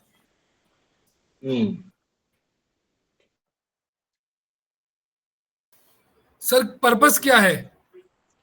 हाँ वेरी गुड, पर्पस क्या है, तो प्रीमेबल क्या है, पर्पस के बारे में बताता है। अब इसके बाद heading and title of the chapter, ये आपको पता है बेटा, हेडिंग क्या रिप्रेजेंट करता है, सब्जेक्ट मैटर जिससे आपका चैप्टर डील कर रहा है। एक मल्टीपल व्यूज होंगे हेडिंग में। पहला व्यू क्या होगा कि इंटरप्रिटेशन ऑफ सेक्शन कितने कवर किए गए, कितने कवर नहीं किए गए। So basically heading and title of the chapter include कर। अब इसमें डेफिनेशन क्या है, डेफिनेशन में क्या क्या आता है, मीन्स, इंक्लूड्स आता है। क्लियर है? इनमें आगे आगे चल रहा हूँ, इजी पढ़ लोगे खुद से आप। मार्जिनल नोट्स क्या होते हैं, मार्जिनल नोट्स जैसे कि मैंने एक एडिशनल नोट दे दिया, कैसे, अब जैसे बेटा मैंने क्या कराया आपको, जब इनकम टैक्स में पढ़ाऊंगा तो इनकम टैक्स में जैसे ग्रेचुटी मैंने कराया या फिर एचआरए कराया, हाउस रेंट अलाउंस कराया, तो हाउस रेंट अलाउंस में मैंने एक नोट डाल दिया। नो मार्जिनल नोट कहने का मतलब है जो डेफिनेशन को और अच्छे से समझा, जो सैलरी की डेफिनेशन है, जैसे डेफिनेशन ऑफ एचआरए सैलरी आती, तो एचआरए के अंदर ही डेफिनेशन ऑफ सैलरी में हम सैलरी जोड़ते हैं और बीएनएस अलाउंस जोड़ते हैं। क्लियर? सो मार्जिनल नोट्स क्या होता है, जो डेफिनेशन को और क्लियर तरीके से समझाता है। क्लियर है शिवानी? सो बेसिकली इंटरप्रिटेशन, ये मार्जिनल नोट्स आ गया। आप देखो प्रोविजो, प्रोविजो क्या एक प्रोविजन होता है, प्रोवाइडेड जिससे लिखा जाता है, ये प्रोवाइडेड डेट्स होता है, प्रोवाइडेड फर्दर डेट्स या प्रोवाइडेड आल्सो डेट्स। अब प्रोविजो के क्या क्या पर्पस होते हैं, सबसे पहले क्लैरिफिकेशन देना, एडिशनल कंडीशन के बारे में बताना, एक एक्सप्लेनेशन देना, एक exception main bodies of section के बारे में। क्लियर है बेटा? एक न्यू कॉन्सेप्ट को इलेबोरेट करना, यानी क्या एक्सप्लेन करना। बताओ बेटा अभिषेक, संदीप, जोगिंदर। माइक म्यूट कर लो बेटा, किसी का खोल रखा, अभिषेक का ही खोला माइक। माइक म्यूट कर लो अभिषेक, खट खट की आवाज आ रही है, तब तक कुछ खाना वाना बन रहा होगा अभी। क्या बताओ अभिषेक, संदीप, जोगिंदर, क्लियर है यहाँ तक? जी सर। अब बेटा देखो एक्सप्लेनेशन, सो एक्सप्लेनेशन आपको बताइए, इसको ज्यादा मुझे समझाने की जरूरत नहीं है। एक्सप्लेनेशन जैसे कि एक्सप्लेन करता है मीनिंग। अब मैंने एक्सप्लेनेशन वही है सेम आपका मार्जिनल नोट से रिलेटेड है आपका एक्सप्लेनेशन, जो शेड्यूल में गिवन होते हैं। It should be read as to harmonise, यानी कि combine the section as there is a no complexity. Ambiguity को कॉम्प्लेक्सिटी कहते हैं। So it is generally a clarification of legislative mind, clarification होता है आपका legislative mind का। इलस्ट्रेशन क्या है, एग्जांपल है सेक्शन के, ये फॉर्म करते हैं पार्ट स्टैट्यूट्स के। ये बेसिकली इंसर्टेड किए गए scope and object of section को बताने के लिए। इसमें सारे के सारे सेक्शन को इंक्लूड नहीं किया जाता है, इसमें इलस्ट्रेशन। इसके बाद देखो शेड्यूल। सो बेसिकली जैसे मैं शेड्यूल की बात करूं, अब ये शेड्यूल होते क्या है, जैसे हमने सीपीसी में ऑर्डर पढ़े थे, सेक्शन के साथ ऑर्डर कवर अप किए। देखो सीपीसी वही है बेटा, सीपीसी में कोई बदलाव नहीं, सब सेम है, सीपीसी पुराना ही करके जाना। तो शेड्यूल क्या होता है, शेड्यूल जैसे हमने सीपीसी में ऑर्डर पढ़ा, इसमें भी आपका शेड्यूल आता है। तो शेड्यूल क्या कहता है, जैसे एक शेड्यूल में सारी पनिशमेंट के बारे में बताया गया, एक शेड्यूल में वुमेन के बारे में बताया गया, तो ये सारे शेड्यूल है। जैसे समझा रखा है सारे सब एक्ट में। आप क्या बोलो बेटा अभिषेक? बोलो बोलो अभिषेक, क्या कह रहे हो आप?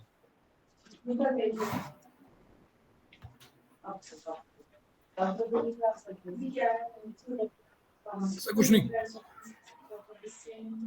ठीक है।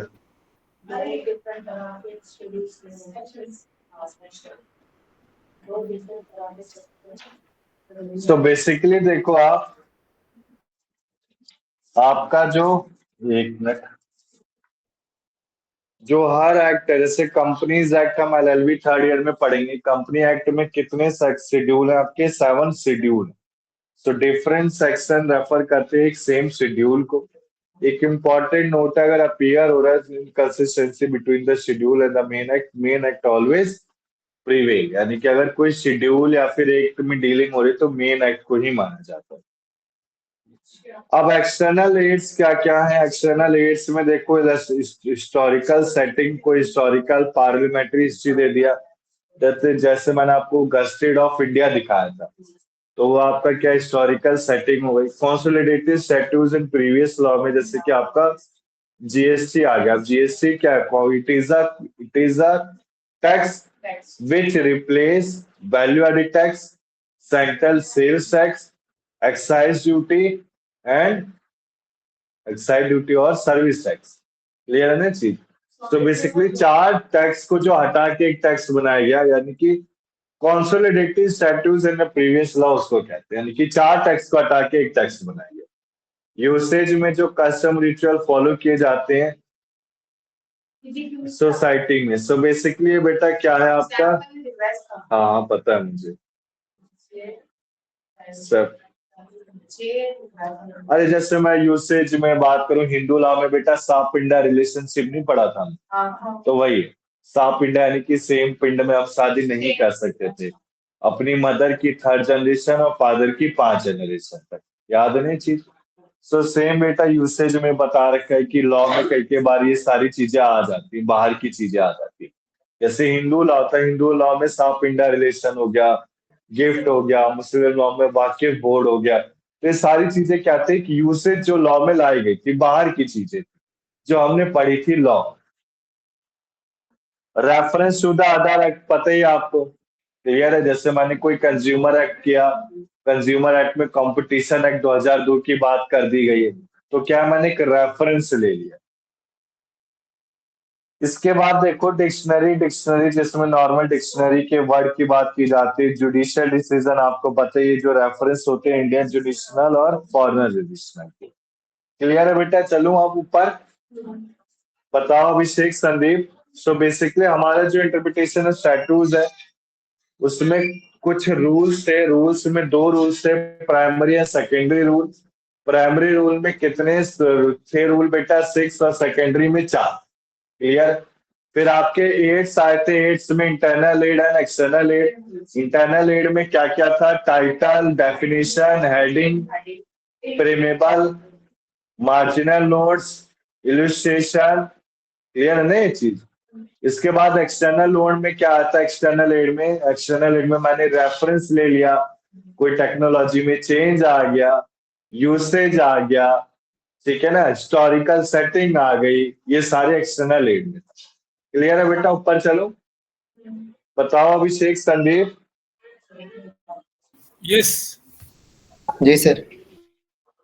जोगिंदर, अब देखो आप, तो बेटा यार ये आपका इंटरप्रिटेशन है स्टैट्यूज है। आप देखो, आप बच्चा पढ़ाई करना स्टार्ट कर दो मेरे हिसाब से। अब बेटा संडे जैसे जैसे टाइम लेना, नोट्स पढ़ते रहना। सर ये वाले नोट्स ना हमें मिल नहीं हाँ, रहे। आप कह रहे हैं हमें मिले हैं, लेकिन ये मिल नहीं रहे भेजे सर। हैं, भेजे हैं।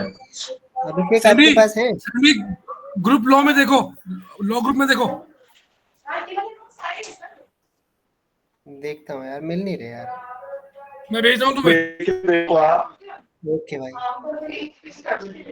देखो आप, प्रिंसिपल ऑफ इंटरप्रिटेशन में देखो, सबसे पहले प्राइमरी रूल है। ये बेटा मैं ऊपर ऊपर से पढ़ा दूं, है बेटा? देखना इधर शिवानी।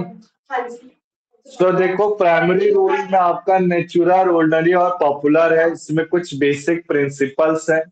बेसिक प्रिंसिपल जैसे कि आपका एक वर्ड जो लॉ है वो एक मीनिंग देगा, गिवन मीनिंग, अननेसेसरी यूज नहीं करेगा।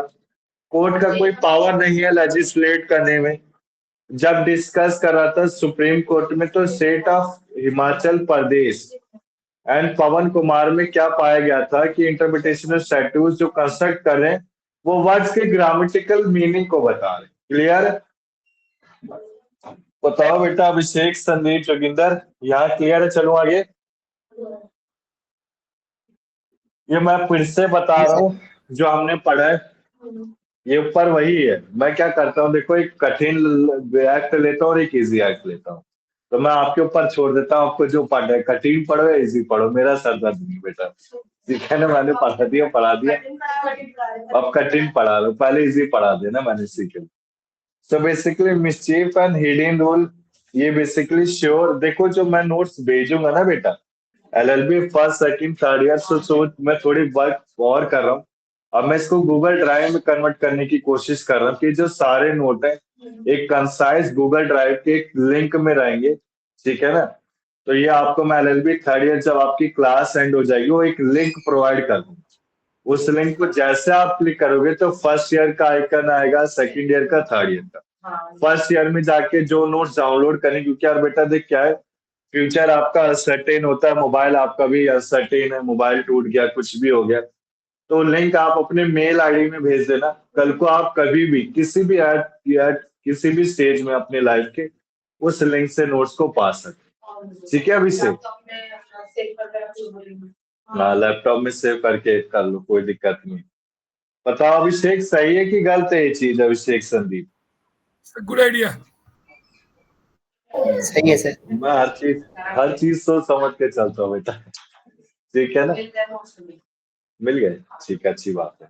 सो देखो, mischief rule and hidden rule basically sure and true interpretation के बारे में बता रहा है। यानी कि आपका ट्रू इंटरप्रिटेशन, यानी कि देखो जब मैं एक बार इसके एग्जांपल में, एक बार आप लोग बच्चे क्या करोगे, जो डॉक्ट्रिन है उनके एग्जांपल गूगल में सर्च करके कर लेना। अगर नहीं मिलते हैं तो मैं नेक्स्ट क्लास में प्रोवाइड कर दूंगा। संडे बेटा, सैटरडे संडे में पढ़ाऊंगा ये चीज, ठीक है ना। सैटरडे नहीं छुएंगे, हाँ संडे का। संडे जनरल क्लॉजेज ऐड करेंगे जो अभी दिखाऊंगा क्लास के एंड। सो बेसिकली देखो, मिस्चीफ एंड हिडन रूल क्या है, ट्रू इंटरप्रिटेशन के बारे में बता रहे हिडन के केस में।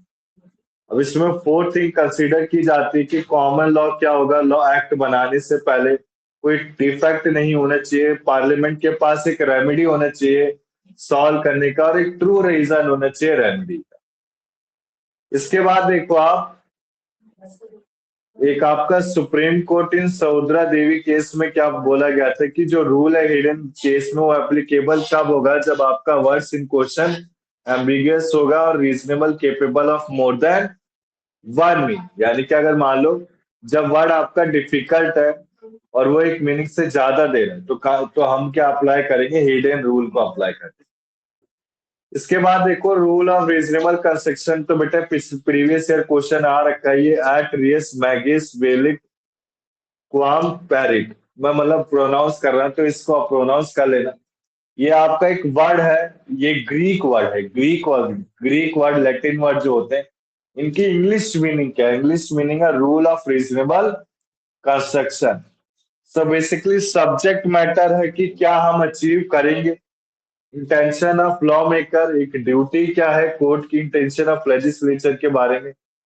पर्पस, पॉलिसी एंड स्पिरिट क्या बताते हैं। So basically reasonable construction. Harmonious construction मैंने आपको बता दिया कि एक लॉ दूसरे को ओवरराइड करता है। जैसे हमने व्हीकल का पढ़ा था कि पहले ट्रैफिक रूल का चलान 100 था, अब कितना हो गया, 1000।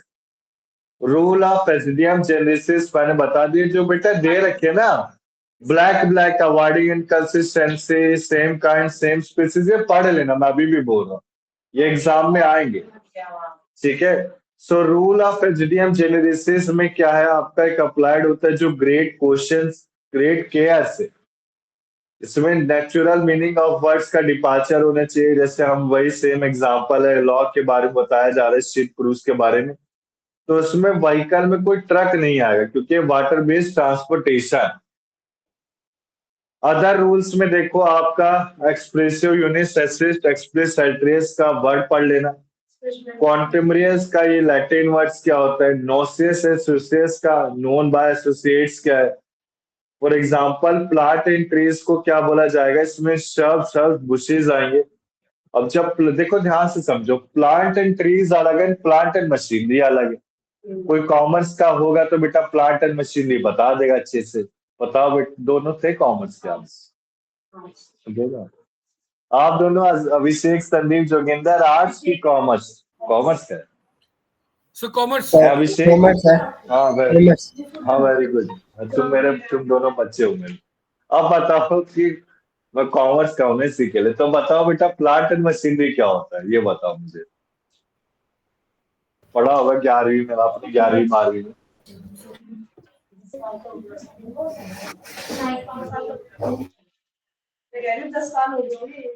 तो क्या हुआ, मेरे को भी तो हो गए, मुझे भी हो गए 10 साल से ज्यादा, मुझे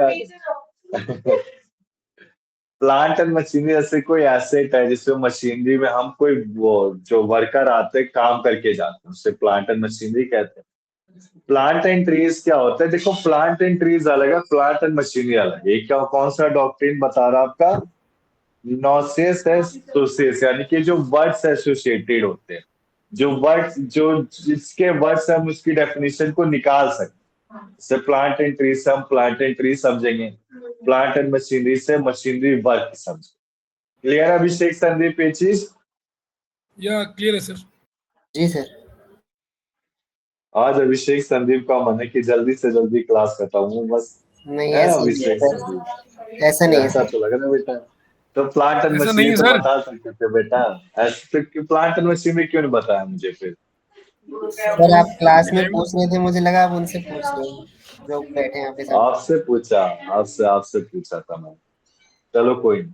so strict and labeller construction में बेसिकली स्ट्रिक्ट कंस्ट्रक्शन आपका जो क्रिमिनल के लिए होता है, स्ट्रिक्ट कंस्ट्रक्शन यानी कि क्रिमिनल लॉ में जो पनिशमेंट दी गई है वो पनिशमेंट अप्लाई की जाएंगी।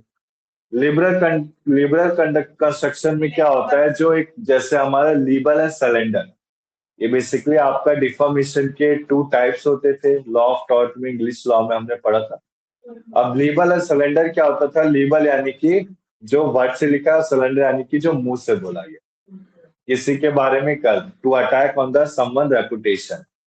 सो बेसिकली आपका liberal, strict and liberal construction वही है। स्ट्रिक्ट यानी कि जो क्रिमिनल लॉ के लिए पनिशमेंट दी गई है, लिबरल यानी कि labour law. Labour law LLB third year में पढ़ेंगे कि लेबर लॉ में स्ट्राइक, रिटेंचमेंट, ले ऑफ ये सब कब करा सकते हैं, मैनेजिंग कमिटीज क्या होती हैं, वर्किंग आवर्स क्या रहेंगे, अमाउंट पेबल कितना रहेगा, कंपलसरी एजुकेशन वो 6 to 14 ईयर्स है, मटर्निटी बेनिफिट क्या दिए जाते हैं। तो मैं तो बेटा देख सारी चीजें कराता हूँ, मैं एक भी चीज नहीं छुड़ाता। मैं ये मेरे अंदर ये है, मैं सारी चीजें कराऊँ।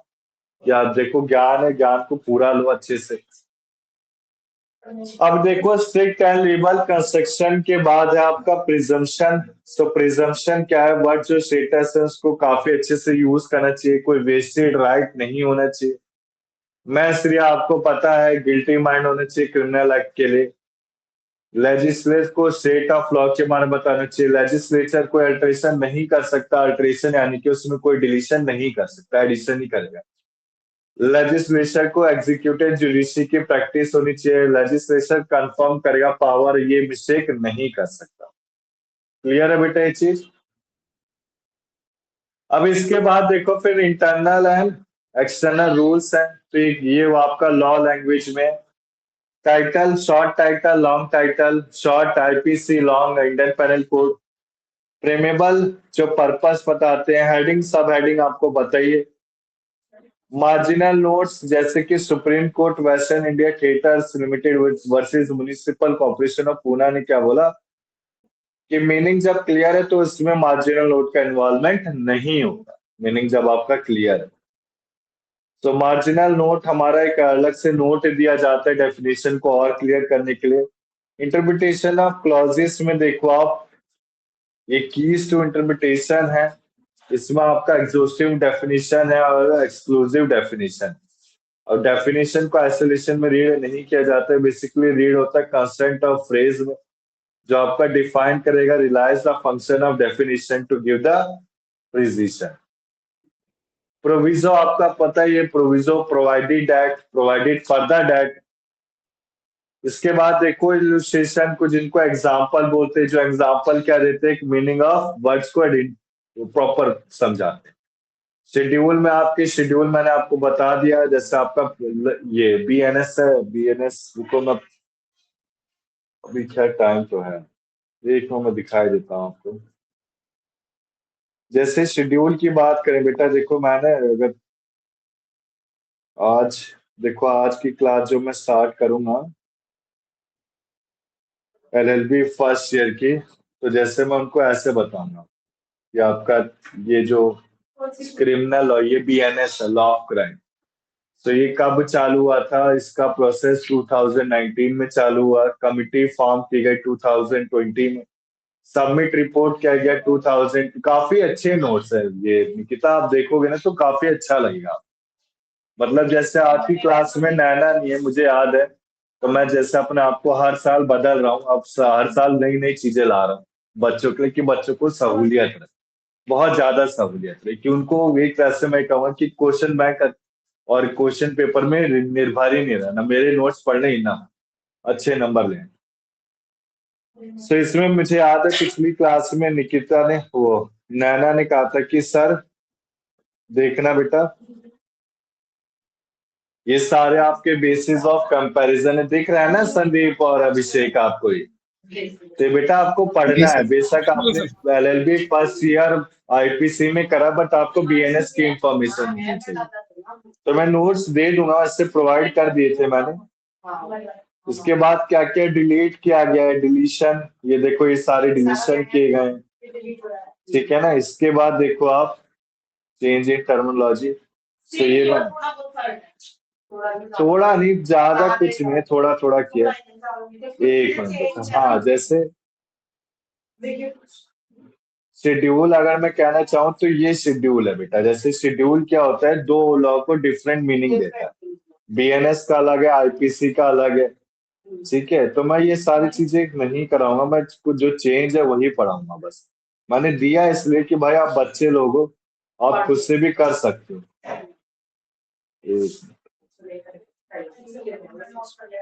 हाँ देखो आप, जो न्यू ऑफेंस ऐड किए गए हैं, ये कुछ न्यू ऑफेंस ऐड किए गए हैं आपके बीएनएसएस में भी हैं, कुछ डिलीट किए गए हैं आईपीसी से। ये सारी चीजें आईपीसी से डिलीट कर दी, जो मेरे हिसाब से सही है।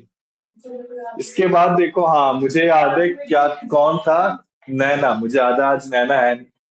तो किसी की बात होती है उससे बोल देना, ये मैंने पूरा तैयार कर लिया। उसने कहा था ना कि सर पनिशमेंट का कोई चार्ट हो, तो मैं आपको प्रोवाइड कर दूंगा, या अलग से पीडीएफ करके भी दे दूंगा चाहिए होगा। ये आगे बेटा एडवोकेट बनने के बाद काफी हेल्पफुल ज्यादा रहेगा आप लोगों के लिए। थैंक यू सर, क्लियर है ना? Thank you sir. तो यस, इसमें कोई नहीं बेटा, इसमें compoundable, non compoundable, bailable, non bailable सब दिया ये गया। आगे हाँ आगे दे हेल्प हो जाएगी देगी, सर बहुत ज्यादा। बहुत ज्यादा हेल्प होगी संदीप, ठीक है ना ये चीज। ये बेटा ये सारे जो नोट्स हैं जुडिशरी के हैं, ठीक है ना। आपके आगे चल के जुडिशरी का अगर एग्जाम दोगे तो ये सारी चीजें हेल्प करेंगी आपको। जैसे हमने डिफॉर्मेशन पढ़ा, इसके बाद पनिशमेंट जब इंक्रीज कर दी गई है, ये सारी पनिशमेंट थी, ये पनिशमेंट को इंक्रीज करने की बात की गई थी। सेक्शन बीएनएस के सेक्शन बताए गए हैं। सर एज क्या होती है मैक्सिमम जुडिशरी एग्जाम के लिए?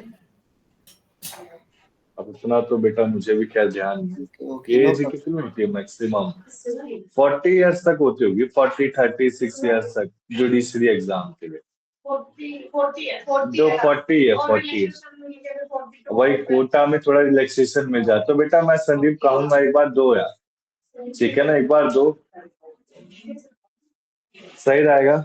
इसके बाद देखो ये सारी चीजें दे रखी हैं कि इम्प्रिजनमेंट कितना होगा, ठीक है। और ये सारा लिया गया, देखो ये सीति भवती कंचा, यानी कि लॉ नहीं दिया है, तो काफी सर अच्छा ये लगा, फॉरवर्ड कर दो मत सर कर प्लीज। दिया। हाँ 35 फॉरवर्ड कर ईयर्स, दूंगा बेटा। 35 ईयर्स है, हाँ 35 ठीक है, कोई 5 दिक्कत ईयर्स नहीं। सर रिजर्व कैटेगरीज के लिए है रिलैक्सेशन। हाँ तो दो बेटा, एक सैनी बार तुम दो आप। एग्जाम सैनी एग्जाम दे मेरा लो। मेरा 35 क्रॉस हो गया सर। है हाँ। लगता नहीं है संदीप इतना बेटा। सर मेरी हाँ 10 ईयर्स की डॉटर है सर। सही है बेटा, अच्छा है। मेरे तो अभी खैर बच्चे हैं नहीं, मेरा भी नहीं है, ठीक है ना। तो देखो आप, तो संदीप अभिषेक, हम देखो हमारा क्या चल रहा था बेटा, एक्सटर्नल एड्स मैं प्रोवाइड कर दूंगा अभिषेक, टेंशन मत लो आप, क्लास के एंड में पहुंच जाएगा आपके पास, ठीक है। तो मैं मैम को बोल दूंगा, मैम कल परसों तक पहुंचा देंगे, आज के सर्वे के लिए गई है ma'am. So external aids in interpretation में देखो आप, ये एक्सटर्नल एड्स में सबसे पहले पार्लियामेंट्री हिस्ट्री में क्या आता है, रेफरेंस हमने क्या क्या लिया है, reference to other statute, dictionary, ये बेटा आप पढ़ लेना, मैं इसको स्किप कर दूं। सो बेटा मैंने पार्ट 1 कंप्लीट करा दिया इंटरप्रिटेशन और स्टैट्यूट में, अब मैं सेकंड पार्ट में चलूं। अभी टाइम है बेटा 12:15 तक ले सकता हूं मैं क्लास, आज थोड़ा लेट क्लास स्टार्ट की थी मैंने। बोलो। जी सर करा दीजिए। ठीक है ना अभिषेक, संदीप मैं बस समझाऊंगा, मैं कराऊंगा नहीं। तो ये संदीप मतलब समझाने का इन द सेंस क्या क्या चीजें, उसमें 15 मिनट कोई लग बात जाएगा। तो देखो आप ये बेटा देख रहे हो आप, जैसे बीएनएस है, फुल अमेंडमेंट नोट्स, बीएनएसएस है, फिर बीसीए है, तो ये सारी चीजें मैंने प्रोवाइड कर दी थी मैम को। ये एलएलबी सेकेंड ईयर के लिए मैम ने प्रोवाइड कर दी होंगी। एलएलबी फर्स्ट ईयर में इंडियन पैनल कोड में प्रोवाइड कर दूंगा, मैम को बोल दूंगा पहुंचा देंगे आपके पास। इसके बाद देखो आप, मैंने ये वाला पीडीएफ करा दिया बेटा, ये आपका सिंपल नोट्स हो गया, फुल नोट्स। अब हम क्या करेंगे, जनरल क्लॉजेज एक्ट, ये general clauses act 1897। So basically general clauses में है क्या, अब इसमें बेटा कुछ प्रिंसिपल है, ठीक है ना। तो एक में मेरे को देखना पड़ेगा वो नीतू मैम को मैंने कहाँ भेजा है।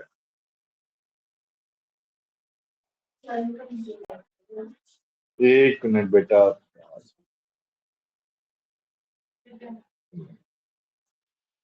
देखो बेटा, सिलेबस आपको पता होना चाहिए। तो ये सिलेबस है आपका। देखो सीआरपीसी आपका, जैसे मैं कहूंगा सीआरपीसी में अभी जो प्रोबेशन ऑफ ऑफेंडर एक्ट है वो रह गया है। तो अभी आज के लिए छोड़ दो, मैं सैटरडे पूरा क्लेरिफिकेशन के साथ कराऊंगा ये चीज, ठीक है ना। सैटरडे आपकी क्लास 10 से 12, अगर 10 से 12 नहीं तो 11 से करा दूं। एक भी करके बता देना। हाँ Friday। बता दूंगा, मैम को बता दूंगा, मैं टेंशन मत लो। पढ़ लूंगा बेटा, इस सैटरडे और 4 सैटरडे मैं ले ही लेता हूँ, ठीक है ना आपकी क्लास। तो बीएनएस पे रहेगी आपकी class, BNS double S. Property law हमने कर दिया, एविडेंस आपका रह गया। ये बीएसए हो गया, लॉ ऑफ एविडेंस नहीं करेंगे, बीएसए करेंगे, भारतीय सुरक्षा अधिनियम। सीपीसी हमने कर दिया, सीपीसी सेम है। कॉन्ट्रैक्ट 2 कर दिया है, संदीप हो गया ना कॉन्ट्रैक्ट 2 बेटा? बताओ अभिषेक, संदीप। हो गया सर, हो गया। इसके जी बाद सर। देखो फिर इंटरप्रिटेशन ऑफ स्टैट्यूट। सो बेटा मैंने क्या यूनिट 1 करा दिया आज की क्लास में। यूनिट 1 एंड यूनिट 2 बेटा यही है आपका, ठीक है। फिर यूनिट 3 तक मैंने करा दिया internal and external aids to the interpretation. ये थोड़ा इजी है बेटा, जैसे टॉट था ना वैसे ये थोड़ा इजी है। अब बेटा मुझे क्या कराना है, यूनिट 4 और यूनिट 5। सो यूनिट 5 में आपको दिख रहा है जनरल क्लॉजेज 1897। बताओ बताओ अभिषेक, संदीप। विजिबल है सर। दिख रहा है सर। तो मैं करा दूं बेटा। इसमें देखो जो यूनिट 4 है, इसमें जो डेलीगेटेड लेजिस्लेशन है ये प्रिंसिपल है। यूनिट 4 किस पे? Principle of constitutional remedies, principle पे बेस्ड है। और यूनिट 5 है जनरल क्लॉजेस, तो इससे क्वेश्चन आ सकता है। तो मैं एक बार दिखाता हूँ, फिर क्वेश्चन पेपर दिखाता हूँ। तो देखो इसके बाद देखना, ये संदीप आपका जो है पेपर जो 7th होता है वो ऑप्शनल। मैं इंटरप्रिटेशन ऑफ स्टैट्यूट्स के बाद लॉ ऑफ एविडेंस, जिसे बीएसए कहते हैं, वो कराऊंगा। फिर आपकी बस 2 बुकें रह जाएंगी बेटा, एक टैक्सेशन लॉ और एक jurisprudence and legal theory. Jurisprudence and legal theory मैं लास्ट में इसलिए कराऊंगा क्योंकि लास्ट में सबसे पहला पेपर आपका वही है। ये जो पेपर नंबर दिए गए ना इसमें, उस हिसाब से आपके पेपर होंगे। जैसे पहला पेपर कौन सा होगा, पहला पेपर ये होगा। और बेटा मुझे है ना थोड़ा काफी अजीब सा लगता है, मैं कराऊंगा, टेंशन मत लो, नोट्स वोट सब प्रोवाइड करूंगा। तो जो पेपर 1 है वो ये होगा, पूरा पूरा रट्टाफिकेशन है। मैं रट्टा वर्ड यूज करूंगा इसके लिए, इसमें आप कुछ नहीं कर सकते, दिमाग में रटना है और करना है। अब देखो संदीप, एक मिनट बेटा। जो आपका पेपर 8 होगा, पेपर 8 टैक्सेशन लॉ, और आपका ये देखो इंटरनेशनल इकोनॉमी लॉ का सिलेबस है नहीं, तो ये सीआरएसयू ने, क्या नाम है आपका, वो भीमराव अंबेडकर यूनिवर्सिटी ने नहीं करा। बैंक जो है ये मैं, आप बोलोगे तो कराऊंगा, वैसे मैंने नहीं कराया बेटा। मेरा क्या है बेटा, मैं टैक्सेशन लॉ करा। टैक्सेशन लॉ बहुत ज्यादा इजी। पिछली क्लास में जो सीमा थी ये उन्होंने कर रखा बेटा, मैंने नहीं किया। मुझे क्या है, मैंने थोड़ी ना इसको बनाया है। एग्जाम में सर ये वो भी आएगा, बैंक्रप्सी भी नहीं आएगा और नहीं टैक्सेशन भी आएगा। नहीं नहीं नहीं नहीं नहीं संदीप, सुनो सुनो। जो नीतू मैम है वो मुझसे पूछती है कि लॉ सर की टैक्सेशन लॉ देना है कि बैंक्रप्सी लॉ देना है। वो उधर बोलती है ना, उधर जो आपका कॉलेज है वहां बोलेगी ओके, कि हमारे सेंटर में क्या करा है। तो वही जो आएगा। सेंटर में करा है उसी का पेपर आएगा, तो मैं टैक्सेशन लॉ ही कहूंगा। Okay sir. संदीप ट्रस्ट में बेटा बहुत इजी है। देखो आपको कॉमर्स के हो तो टैक्सेशन आपने पढ़ा होगा, यस सर। सेकंड ईयर में टैक्सेशन डायरेक्ट टैक्स पढ़ा है सर अभिषेक? जी जी। चलिए वाली पेज में दोबारा शेयर कर दूंगा। हाँ मैं कर दूंगा, दोबारा कर दूंगा।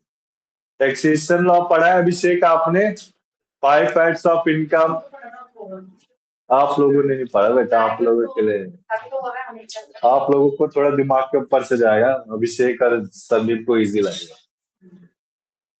तो देखो आप, टैक्सेशन जो लॉ है बहुत इजी है। पिछले जो एलएलबी थर्ड ईयर में सीमा, मेरे को बोलना नहीं चाहिए पर मैं बोल देता हूँ, उनको काफी कठिन लगा था कि सर हम कैसे करेंगे, न्यूमेरिकल है। तो मैंने सिंपल कहा कि मेरे पर ट्रस्ट करो, और उनका जो रिजल्ट था काफी अच्छा रहा। तो उनका अब जो रिव्यू है कि सर बहुत ही इजी आता है टैक्सेशन, तो टेंशन मतलब इजी ही आएगा एग्जाम, सिंपल सिंपल क्वेश्चन पूछे जाए। क्लियर है ना ये चीज? बट हाँ, टैक्सेशन लॉ में मैं पूरी की पूरी 4 क्लासें लूंगा बेटा, पूरी 4 क्लास। क्लियर है? इकोनॉमिक नहीं थी, टैक्सेशन लॉ है, कॉमर्स के बच्चे पढ़ते हैं, लॉ, टैक्सेशन लॉ, जीएसटी, ये सब आता है। सो बेटा जो मैं नोट्स प्रोवाइड करूंगा हैंड रिटन, उसमें जीएसटी भी होगा, ठीक है ना, जीएसटी भी दूंगा। सो इसके बाद देखो, फिर आपका ये 9th है जो आपका प्रैक्टिकल आप देने जाओगे, उसमें ड्राफ्ट, लीडिंग एंड कन्विंस के बारे में पूछा जाएगा। तो जो आपकी रिवीजन क्लासेस होंगी लास्ट में, उसमें मैं एक क्लासरूम बता दूं, अगर चाहिए होगा ना ड्राफ्टिंग के बारे में। देखिए एफिडेविट क्या होता है, प्लांट, रिटर्न सेट, उन्हें सब पढ़ रखा है, ऐसा कुछ नहीं पढ़ा है। बट एक कुछ चीजें आपसे पूछ लेंगे, क्रिमिनल क्या होता है, बेल क्या होता है, कितनी तरह की बेल होती है, चार्ज क्या होता है, अपील क्या होता है, रिवीजन क्या होता है। ठीक है संदीप? बताओ बेटा संदीप। जी सर। तो क्लियर है ये चीज? अब मैं पेपर 2 वाला दिखाऊं?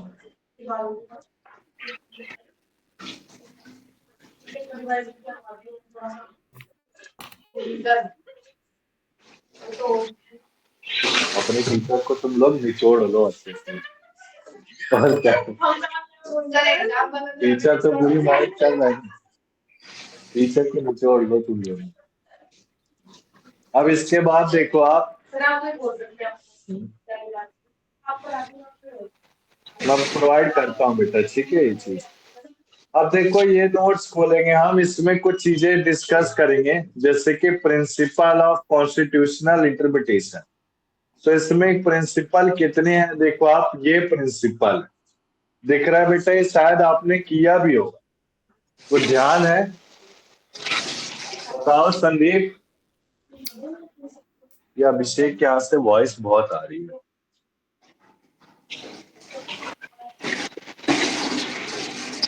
ये जोगिंदर माइक म्यूट कर लो आप बेटा। हाँ बस बस।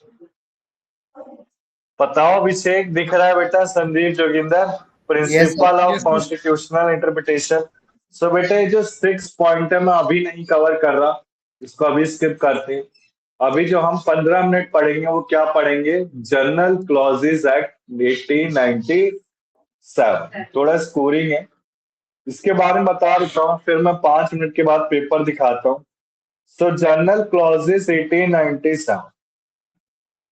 अब इसमें भी मैंने क्या करी चला कि इसमें 2 पीडीएफ डाले, आपको 2 पीडीएफ दिखते रहेंगे। जैसे जनरल क्लॉजेज है, ये थोड़ा इजी लैंग्वेज है, इसमें बस बेटे डेफिनेशन, मैं जनरल क्लॉजेज को क्या बोलता हूँ, डेफिनेशन है और कुछ नहीं। ये डेफिनेशन आपको पढ़ के जानी है, बहुत कम क्वेश्चन पूछे जाते हैं इससे। ये देखो रेट्रोस्पेक्टिव अमेंडमेंट था ना, इफेक्ट ऑफ रिपीलमेंट, जो सिलेबस दिखाया था वो सब है बेटा, मैं सिलेबस के अलग से कुछ नहीं कराता आपको। इसके बाद देखो ये जनरल क्लॉजेज एक्ट, ये किसी इंस्टीट्यूट का है तो मैंने उससे लिया था, ठीक है ना, तो मुझे काफी अच्छा लगा, ये सीए इंस्टीट्यूट द्वारा है, मेरे को काफी अच्छा लगा कि ये कब आया एक्ट और कितने कब इसको पास किया, एनेक्टेड किया, तो इसको भी करना है हमें, ठीक है। इसमें ज्यादा नहीं है, प्रेमेबल क्या होता है, इसके एग्जाम्पल क्या है, कैसे एक्ट को पास किया जाता है, ये डेफिनेशन हो गई, सारी ये चीजें पढ़नी है बेटा आपको, ठीक है। इजी है जनरल क्लॉजेस, अगर मैं कराऊंगी ना तो बच्चे खुद कर लेते हैं इसे। तो करें स्टार्ट। ये बेटा डेफिनेशन है, निकिता शिवानी बेटा आपको खुद ही करनी है। अब इसमें टीचर को मन नहीं छोड़ो कि सर रिवीजन करा दूंगा, ऐसा नहीं करा। आप बस ऊपर ऊपर से थोड़ा हाँ। समझा दो मुझे तो हो जाएगा।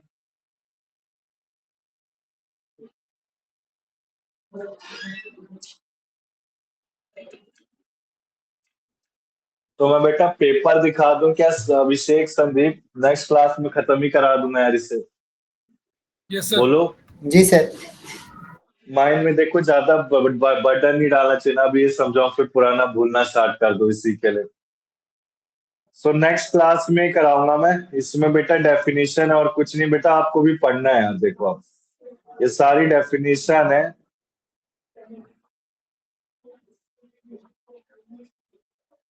ठीक है। इसके बाद देखो,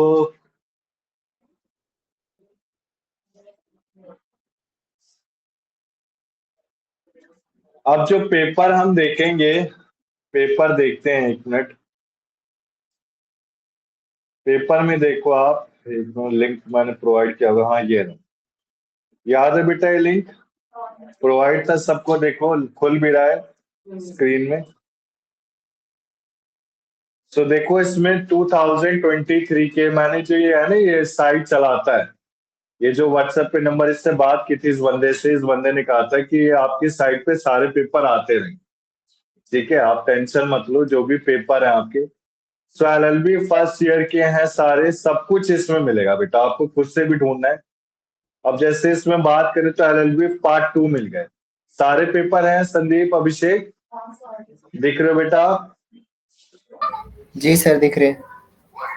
तो बेटा मैंने इसको क्लिक किया, मोबाइल तो चला लेते हो ना सब? तो पेपर तो डाउनलोड कर लोगे ना बेटा आप सब? जी इस सर। पे क्लिक किया मैंने, अभी डाउनलोड हो गया। ठीक।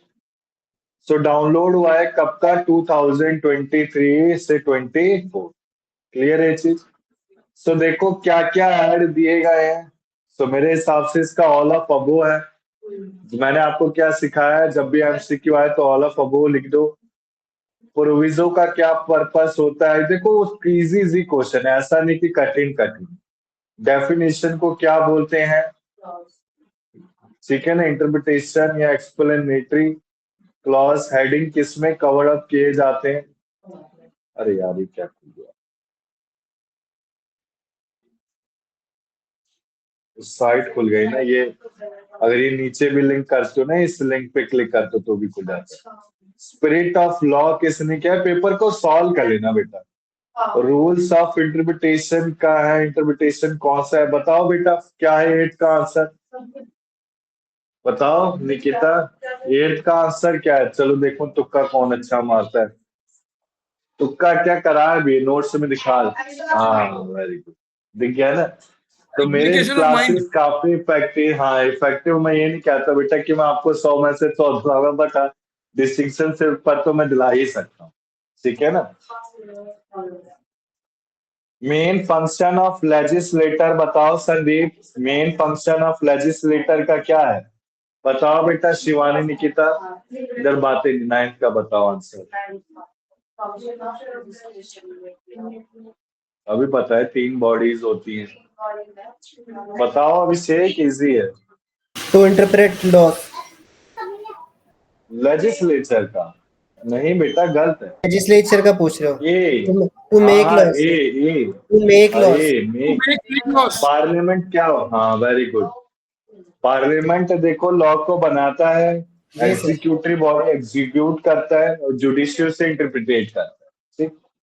तो बेटा पेपर दे, जैसे अगर आप कर रहे हो ना सॉल्व, तो गूगल से स्कैन करके भी करा करो। कोड क्या करता है? सी। कोड क्या करता है? सी एग्जीक्यूट करता है। ठीक है। अनेबलिंग प्रोविजन क्या है? सी। जब ऐसे आए तो मैं क्या टिक करके आऊंगा? सी। शैल क्या है? मैंडेटरी, मैंने नोट्स में दिखाया अभी। शैल वो याद है ना, वो पीपीटी वाला जो नोट था, शैल क्या है? मैंडेटरी। Yes sir. ठीक है। Dash subject matter, subject matter किसको बोलते हैं बताओ?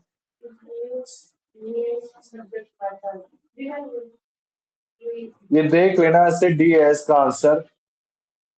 हिंदू सक्सेशन एक्ट क्या है बताओ बेटा? कोडिफाइंग, कंसोलिडेटेड, डिक्लेरेटिव, रेमिडियल। बताओ बेटा। बोलो अभिषेक संदीप। सी है क्या सर? सी हाँ सी, डिक्लेरेटरी डिक्लेरेटरी जी। सी। ये देख लेना, आप एक बार देख लेना, हो जाएगा। तो मेरा एक क्वेश्चन है अभिषेक संदीप, जैसे आप पेपर करते हो, जैसे 80 मार्क्स करना है, मैं इसके वो देख लूं एक बार कि 80 मार्क्स से अटेम्प्ट करने थे क्या इस बार? हाँ इस बार भी 80 थे। तो आप लोग कैसे काउंट करते हो बेटा कि ज्यादा ही लिख के आ जाते हो? 80 करते हो? 80 पे 80। अच्छा ये अच्छा, ये अच्छा दिमाग हो रहा है बेटा, नहीं सही है। तो क्या उधर जैसा आपने वो इन्वेलिगेटर बैठते हैं लोग, तो कोई नहीं बैठता, तो उससे पूछते हो कि अगर ज्यादा हुए?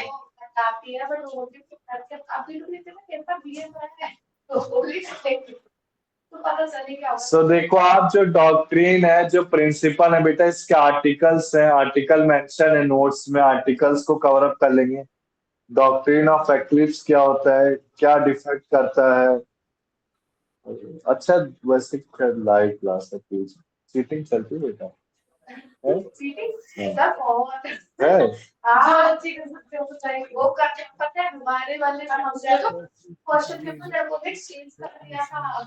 है?